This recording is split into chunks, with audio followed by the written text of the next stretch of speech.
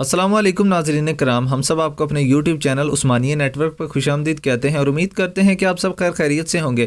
ناظرین کرام، آج کی اس ویڈیو سے ہم ایک نئی تاریخی سیریز شروع کرنے جا رہے ہیں جس کا نام ہے اندلس کی فتح، یعنی اسپین میں مسلمانوں کی فتح اور وہاں پر مسلمانوں کی حکمرانی۔ یہ فتح طارق بن زیاد اور ان کے بہادر جنگجوؤں کی بدولت حاصل ہوئی تھی۔ سب سے پہلے ہم آپ کو اسپین میں مسلمانوں کی فتح کا حوالہ دیتے چلیں۔ اسپین کا شہنشاہ راڈرک بہت ظالم اور خود غرض عیسائی حکمران تھا۔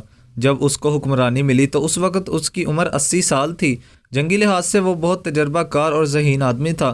عمر کے آخری دنوں میں بادشاہت ملنے کی وجہ سے وہ نہایت مغرور اور خود غرض ہو گیا تھا۔ اسپین میں حکومت کے اپنے رسم و رواج تھے، جس کے آداب میں شامل تھا کہ گورنر، امیر، رئیس، شہر کے حاکم، مشیر اور ان جیسے اہم افراد اپنی اولاد کو جوان ہونے تک شاہی محل میں رکھتے تھے، جہاں شاہی آداب ان کو سکھائے جاتے تھے۔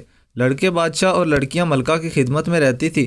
ایک دن اسپین کا ایک عیسائی سردار کاؤنٹ جولین افریقہ کے مسلمان گورنر موسیٰ بن نصیر کے دربار میں آیا اور روتے ہوئے التجا کی، اے مسلمانوں کے بہادر حاکم، میری مدد کرو، مجھے میرے بادشاہ نے برباد کر دیا ہے اور میری عزت کا دشمن ہو چکا ہے، براہ کرم میری مدد کریں۔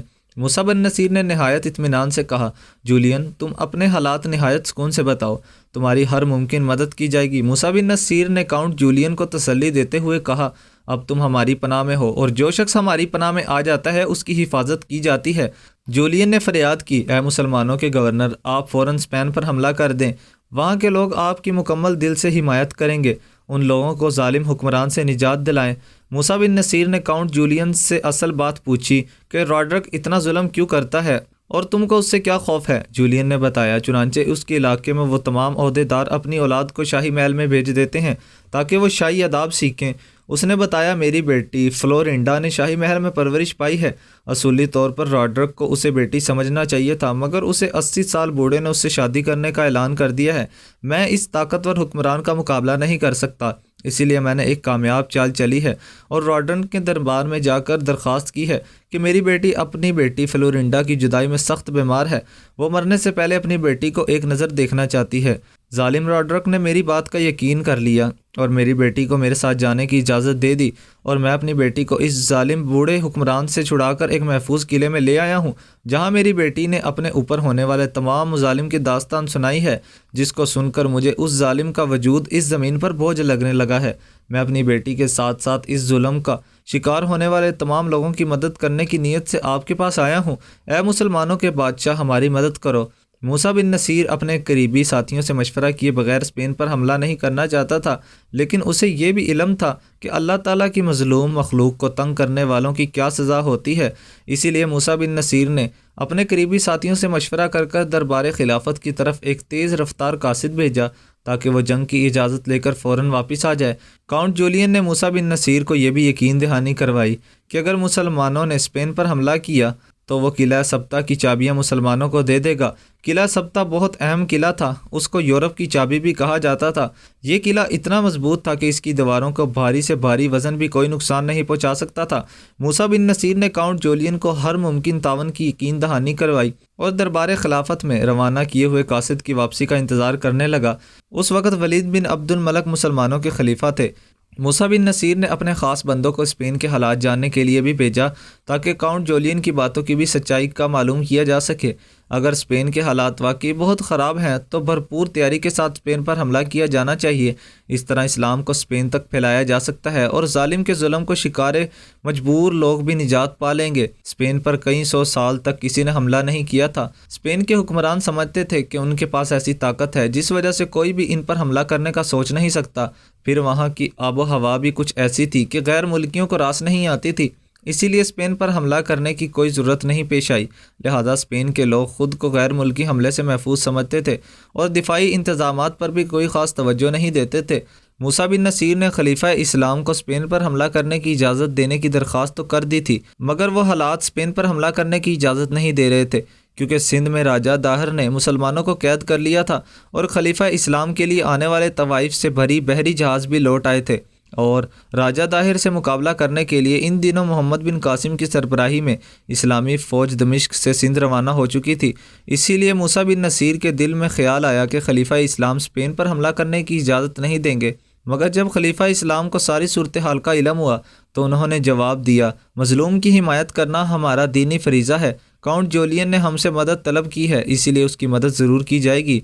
खलीफा इस्लाम वलीद बिन अब्दुल मलक ने इस महम के लिए मूसा बिन नसीर को फ़ौजी महम का मुकम्मल इख्तियार दे दिया। मूसा बिन नसीर की सोच के बरस खलीफा इस्लाम के जवाब ने उन्हें हैरान कर दिया था। जाने के लिए तैयार हो गया और उसका सीना जोश से भर गया। हर सिपाही स्पेन के ख़िलाफ़ लड़ने पर खुशी से राज़ी हो गया। सबका ख्याल था कि इस मोर्चा के लिए कोई बड़ा लश्कर भेजा जाएगा, मगर स्पेन के ताकतवर बादशाह का मुकाबला करने के लिए सिर्फ 7,000 सिपाही भेजने का फैसला किया गया। ताकतवर और अजनबी मुल्क के मुकाबले में सिर्फ 7,000 सिपाही बज़ाहिर बहुत कम थे, मगर मूसा बिन नसीर ने ये 7,000 सिपाही ऐसे चुने थे जो बहादुरी और वफादारी में अपनी मिसाल आप थे। अब सवाल ये पैदा हुआ कि 7,000 सिपाहियों की क़यादत किस आदमी के ज़िम्मे आएगी। इस्लामी फ़ौज में सैकड़ों तजर्बाकार और दिलेर सिपा सलार मौजूद थे, जिन्होंने मूसा बिन नसीर से दरख्वास्त भी की कि इस मोर्चे में उन्हें भेजा जाए। खुद उनका बेटा इस मौके पर सलारी का उम्मीदवार था, मगर मूसा बिन नसीर ने इस मौके पर ऐसा फ़ैसला किया जो तारीख़ में अनोखा फ़ैसला था। उन्होंने स्पेन की फ़तह करने के लिए 7,000 सिपाहियों के लश्कर का कायद एक ऐसे शख्स को बनाया जो नौ मुस्लिम बुर्दबार आज़ाद करदा ग़ुलाम था। वो ग़ुलाम खुद इस फ़ैसले पर हैरान रह गया। इस खुश नसीब इंसान का नाम तारिक बिन ज़ियाद था। सब लोग इस फ़ैसले पर हैरान थे क्योंकि मूसा बिन नसीर ने अपने सगे बेटे पर इस नौ मुस्लिम आज़ाद को ज़्यादा तरजीह दी थी। बेशक इस्लाम में इंसानी वक़ार की लाजवाब मिसाल थी। मूसा बिन नसीर ने तारिक बिन ज़ियाद के नायब का ओहदा मुग़ीस रोमी को दिया, जो उमर बिन तारिक बिन ज़ियाद से बड़े और ख़ानदानी मुसलमान थे। उन्हें अंदाज़ा था कि तारिक बिन ज़ियाद की नज़र बहुत बुलंद और मुस्तक़बिल मिजाज है। तारिक बिन ज़ियाद ने सिपा सलार मिलने पर अल्लाह ताला की बारगाह में दुआ मांगी, ए मालिक दो जहां, मुझे हिम्मत और तौफ़ीक़ अता फ़रमा। जो ज़िम्मेदारी मुझे दी गई है उसको पूरा करने की हिम्मत दे, आमीन। तारिक बिन ज़ियाद को स्पेन पहुंचने के लिए समंदर पार करना था। तमाम सिपाही अपने सिपा सलारों की क़यादत में समंदर का सीना चीरते हुए मंजिल की तरफ रवाना हो गए। स्पेन के साहिल पर जहाँ लश्कर ने पड़ाव किया, इस पहाड़ी का नाम जबल तारिक पड़ा, जिसको अंग्रेज़ी में जबल अर्ट भी कहते हैं। स्पेन की तरफ सफ़र करने से पहले तारिक बिन ज़ियाद को एक मुबारक ख्वाब दिखाई दिया, जिसमें नबी करीम सल्लल्लाहु अलैहि वसल्लम ने स्पेन को फ़तह करने की बशारत दे दी थी। ये 5 रजब 92 हिजरी का दिन था जब इस्लामी फ़ौज स्पेन के साहिल पर उतरी। इस वक्त बहरी जहाज़ नहीं होते थे, सिर्फ बहरी कश्तियाँ हुआ करती थी।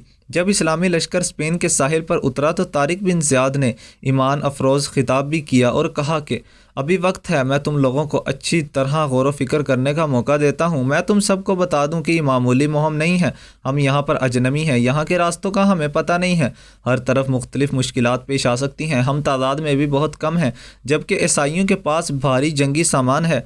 मैं तुम पर सख्ती नहीं करता, अच्छी तरह सोच लो और फैसला कर लो। अभी वक्त है, तुम में से जो वापस जाना चाहता है वो चला जाए।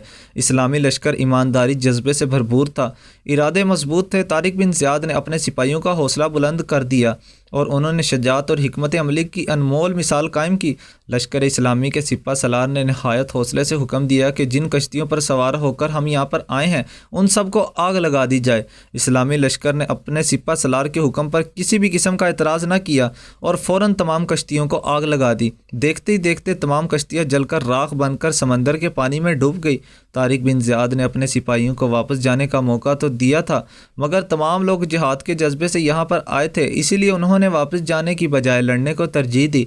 तारिक बिन ज़ियाद ने अपने सिपाहियों से कहा कि हम इस अजनबी सरजमीन पर फ़तह का मकसद लेकर आए हैं, हमें फ़तह ज़रूर हासिल होगी। हमें किसी भी मौका पर हौसला नहीं हारना चाहिए, बल्कि इन मुजालिम ईसाइयों के ख़िलाफ़ जहाद करना है जिन्होंने इंसानियत पर जुल्म की इंतहा कर दी है, मज़लूमों पर जुल्म के पहाड़ तोड़ दिए हैं। इंशाअल्लाह यहाँ फ़तह हासिल करने में अल्लाह ताला हमारी मदद करेगा। हमने वापसी के तमाम रास्ते ज़रिए बंद कर दिए हैं।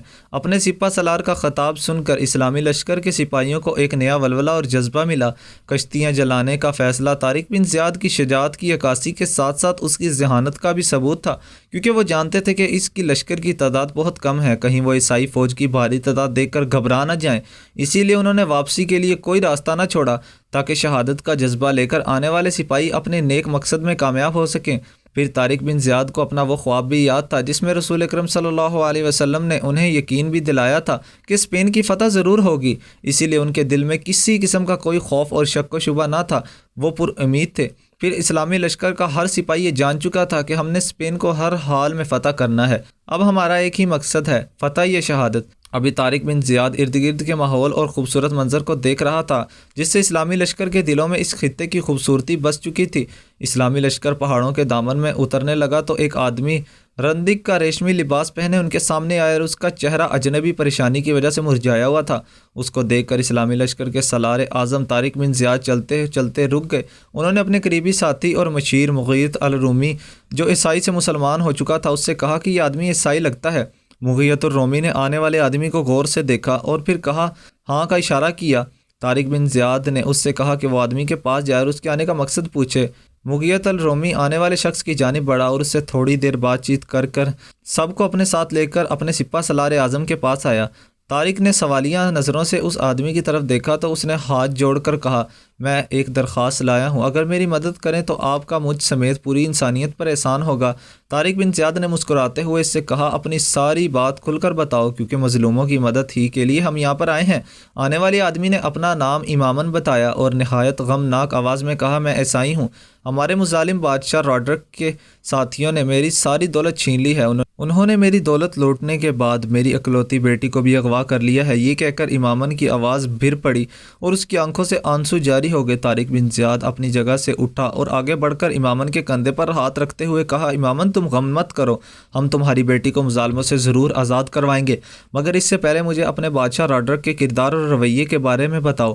امامن نے طارق بن زیاد کی تسلی آمیز گفتگو سن کر کہا اے نیک مسلمان، جب سے اس ظالم بوڑھے نے اس ملک کی بادشاہت سنبھالی ہے تب سے کسی کی جان مال اور عزت محفوظ نہیں رہی۔